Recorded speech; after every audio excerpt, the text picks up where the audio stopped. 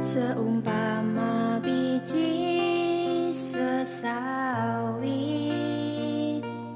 yang ditabur. Shalom, saudara yang kasih Tuhan, selamat pagi. Kita berjumpa kembali dalam renungan pagi pada hari ini. Dan harapan saya sudah diberkati Tuhan, harapan saudara tinggal dalam kasih kemurahan, tetaplah jaga kekudusan.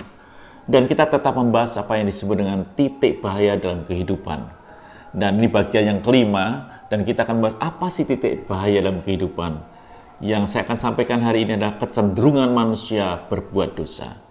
Setiap kita ingin dunia ini semakin baik, tapi kenyataannya dunia ini semakin buruk. Secara teknologi, dunia ini berkembang begitu luar biasa. Tetapi soal kejahatan, ada kecenderungan berbuat jahat dan lain sebagainya. Contoh aja saudaraku kasih Tuhan, dengan HP yang kita bawa ini atau benda yang saya bawa ini benda yang sangat canggih.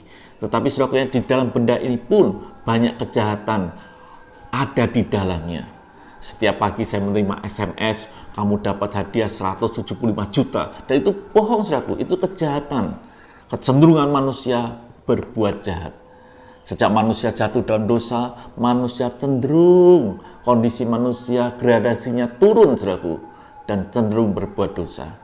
Dan kalau kita cenderung selalu berbuat dosa, lama-lama saudara akan kehilangan yang disebut dengan kasih karunia Tuhan.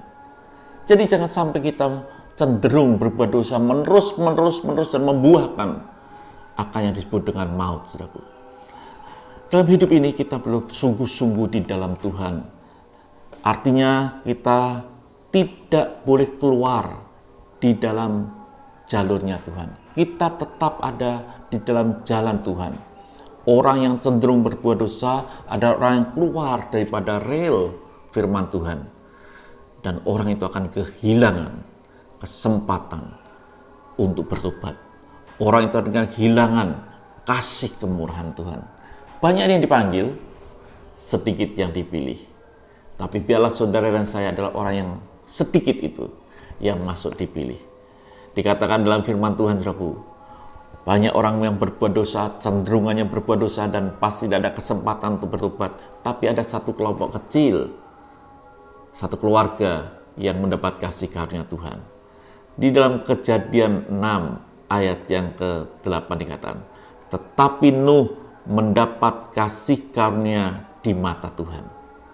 Nuh mendapat kasih karunia di mata Tuhan. Karena dia boleh hidup di dalam jalurnya Tuhan. Dia mendapat kasih karunia Tuhan. Di dalam Bilangan 6 dikatakan Tuhan menyinari engkau dengan wajahnya dan memberi engkau kasih karunia. Apakah kita adalah orang-orang yang mendapat sinar kemurahan Tuhan? Mendapat kasih kemurahan Tuhan. Yang kita boleh menikmati keselamatan. Jadi orang yang cenderung berbuat dosa, orang akan kehilangan kesempatan keselamatan. Orang yang akan kehilangan kasih kemurahan Tuhan. Jadi tetaplah saudara hidup dalam jalur Tuhan. Orang yang hidup dalam jalur Tuhan itu seperti Nuh dikatakan. Dalam Nuh 9 dikatakan, inilah riwayat Nuh. Nuh adalah seorang yang benar dan tidak bercela di antara orang sesamanya. Nuh ini hidup bergaul dengan Allah. Ini orang yang dapat kasih karunia Tuhan.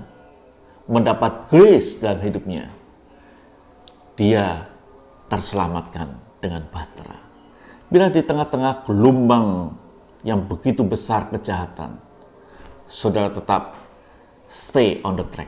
Saudara tetap berdiri dalam posisi yang benar, supaya saudara mendapatkan keselamatan yang datang daripada Tuhan. Itu saudaraku yang kasih Tuhan saya sampaikan pada hari ini. Tetaplah hidup di dalam kebenaran Tuhan, supaya hati kita tidak cenderung berbuat dosa, sehingga kehilangan kasih kemurahan Tuhan, kehilangan grace daripada Tuhan, kehilangan kesempatan untuk bertobat. Tapi hiduplah di dalam jalur Tuhan, supaya sinar kemuliaan Tuhan sampai dalam hidup kita, dan Tuhan memberikan anugerah dalam hidup kita. Tuhan memberkati, sampai jumpa esok pagi. Haleluya.